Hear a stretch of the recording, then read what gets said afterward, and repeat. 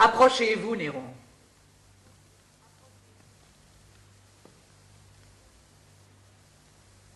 Et prenez votre place. On veut sur vos soupçons que je vous satisfasse. J'ignore de quel crime on a pu me noircir. De tous ceux que j'ai faits, je vais vous éclaircir. Vous régnez. Vous savez combien votre naissance entre l'Empire et vous avait mis de distance.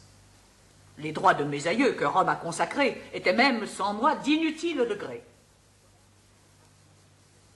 Quand de Britannicus, la mère condamnée, laissa de Claudius disputer l'Hyménée, parmi tant de beautés qui briguèrent son choix, qui de ses affranchis mendièrent les voies, je souhaitais son lit dans la seule pensée de vous laisser au trône où je serais placé. Je fléchis mon orgueil, j'allais prier Pallas. Son maître, chaque jour, caressé dans mes bras, prit insensiblement dans les yeux de sa nièce l'amour, où je voulais amener sa tendresse.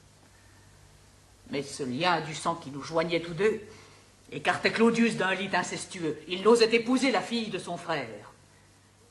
Le Sénat fut séduit. Une loi moins sévère mit Claude dans mon lit, et Rome à mes genoux.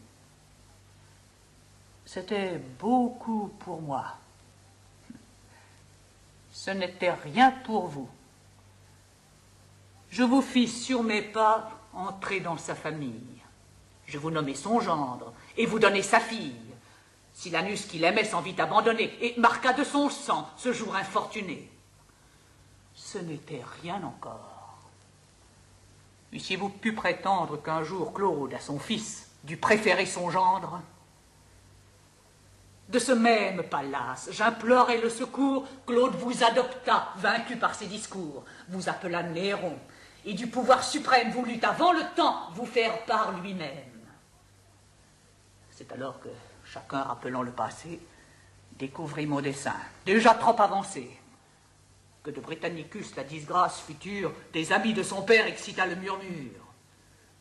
Mes promesses aux uns éblouirent les yeux, l'exil me délivra des plus séditieux. Claude même, lassé de ma plainte éternelle, éloigna de son fils tous ceux de qui le zèle, engagé dès longtemps à suivre son destin, pouvait du trône encore lui rouvrir le chemin. Je fis plus. Je choisis moi-même dans ma suite ceux à qui je voulais qu'on livrât sa conduite. J'eus soin de vous nommer par un contraire choix des gouverneurs que Rome honorait de sa voix. Je fus sourde à la brigue et crus la renommer. J'appelai de l'exil. Je tirai de l'armée, et ce même Sénèque, et ce même Burrus, qui depuis Rome alors estimait leur vertu. De Claude en même temps, épuisant les richesses, ma main sous votre nom répandait ses largesses. Les spectacles, les dons, invincibles appâts, vous attirez les cœurs du peuple et des soldats, qui d'ailleurs, réveillant leur tendresse première, favorisaient en vous Germanicus, mon père. Cependant, Claudius penchait vers son déclin. Ses yeux, longtemps fermés, s'ouvrirent à la fin. Il connut son erreur. Occupé de sa crainte, il laissa pour son fils échapper quelques plaintes et voulut, mais trop tard, assembler ses amis. Ses gardes, son palais, son lit m'étaient soumis. Je lui laissai sans fruit consumer sa tendresse. De ses derniers soupirs, je me rendis maîtresse. Mes soins, en apparence, épargnant ses douleurs, de son fils, en mourant, lui cachèrent les pleurs. Il mourut. 1000 bruits encourent à ma honte. J'arrêtai de sa mort la nouvelle trop prompte. Et tandis que Burrus allait secrètement de l'armée en vos mains exiger le serment, que vous marchiez au camp conduit sous mes auspices, dans Rome, les autels fumaient de sacrifices. Par mes ordres trompeurs, tout le peuple excité du prince déjà mort demandait la santé. Enfin, des légions l'entière obéissance, ayant de votre empire affermi la puissance, on vit Claude. Et le peuple, étonné de son sort, apprit en même temps votre règne et sa mort. C'est le sincère aveu que je voulais vous faire. Voilà tous mes forfaits. En voici le salaire. Du fruit de tant de soins, à peine jouissant, en avez-vous 6 mois paru reconnaissant, que lassé d'un respect qui vous gênait peut-être, vous avez affecté de ne me plus connaître. J'ai vu Burrus, Sénèque, aigrissant vos soupçons, de l'infidélité vous tracer des leçons, ravis d'être vaincus dans leur propre science. J'ai vu favoriser de votre confiance, Othon, Sénétion, jeunes voluptueux, et de tous vos plaisirs flatteurs respectueux. Et lorsque vos mépris excitant mes murmures, je vous ai demandé raison de tant d'injures. Seul recours d'un ingrat qui se voit confondu par de nouveaux affronts, vous m'avez répondu. Aujourd'hui, je promets Junie à votre frère. Ils se flattent tous deux du choix de votre mère. Que faites-vous? Junie, enlevée à la cour, devient en une nuit l'objet de votre amour. Je vois de votre cœur Octavie effacée, prête à sortir du lit où je l'avais placée. Je vois Pallas banni, votre frère arrêté. Vous attendez enfin jusqu'à ma liberté. Burrus ose sur moi porter ses mains hardies. Et lorsque convaincu de tant de perfidie, vous deviez ne me voir que pour les expier, c'est vous qui m'ordonnez de me justifier. Je me souviens toujours que je vous dois l'Empire. Et sans vous fatiguer du soin de le redire, votre bonté, madame, avec tranquillité, pouvait se reposer sur ma fidélité.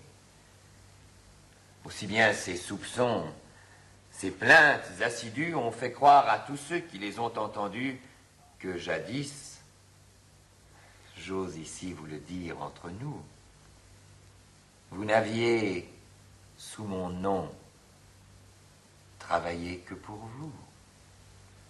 Tant d'honneur, disait-il, et tant de déférence sont ceux de ces bienfaits de faible récompense. Quel crime a donc commis ce fils tant condamné? Est-ce pour obéir qu'elle l'a couronné? N'est-il de son pouvoir que le dépositaire? Non que si jusque-là j'avais pu vous complaire, je n'eusse pris plaisir, madame, à vous céder ce pouvoir que vos cris semblaient redemander. Mais Rome veut un maître et non une maîtresse. Vous entendiez les bruits qu'excitait ma faiblesse, le Sénat chaque jour et le peuple, irrité de s'ouïr par ma voix dicter vos volontés, publiait qu'en mourant, Claude, avec sa puissance, m'avait encore laissé sa simple obéissance. Vous avez vu 100 fois nos soldats en courroux porter en murmurant leurs aigles devant vous, honteux de rabaisser par cet indigne usage les héros dont encore elle porte l'image. Tout autre se serait rendu à leur discours. Mais si vous ne régnez, vous vous plaignez toujours. Avec Britannicus, contre moi réunis, vous le fortifiez du parti de Junie. Et la main de Pallas trame tous ses complots. Et lorsque, malgré moi, j'assure mon repos, on vous voit de colère et de haine animés. Vous voulez présenter mon rival à l'armée. Déjà jusques au camp, le bruit en a couru. Moi? Le faire empereur? Ingrat. L'avez-vous cru? Quel serait mon dessein? Qu'aurais-je pu prétendre? Quels honneurs dans sa cour? Quel rang pourrais-je attendre? Oh, si sous votre empire on ne m'épargne pas, si mes accusateurs observent tous mes pas, si de leur empereur ils poursuivent la mer, que ferais-je au milieu d'une cour étrangère? Ils me reprocheraient non des cris impuissants, des desseins étouffés aussitôt que naissants, mais des crimes, pour vous, commis à votre vue, dont je ne serais que trop tôt convaincu.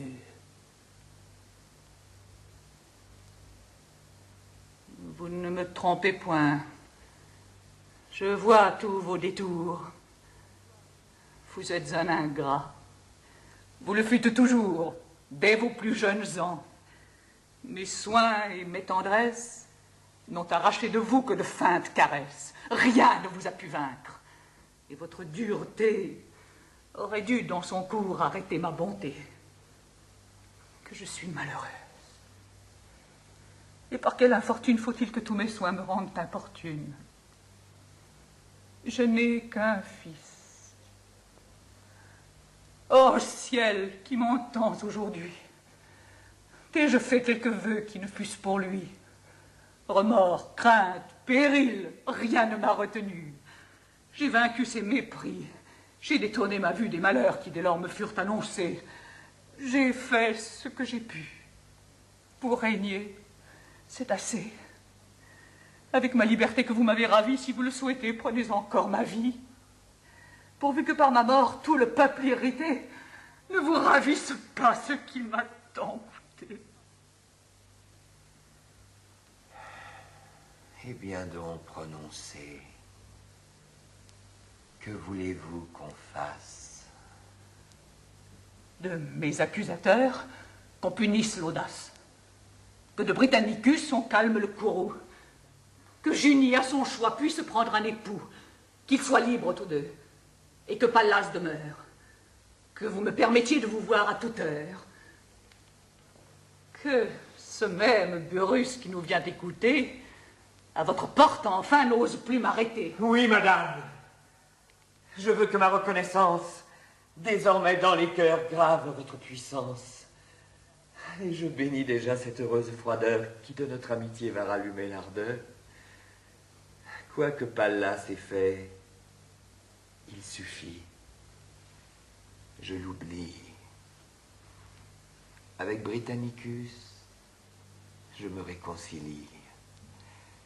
Et quant à cet amour qui nous a séparés, je vous fais notre arbitre, et vous nous jugerez. Allez donc, et portez cette joie à mon frère.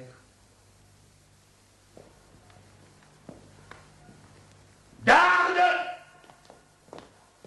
Qu'on obéisse!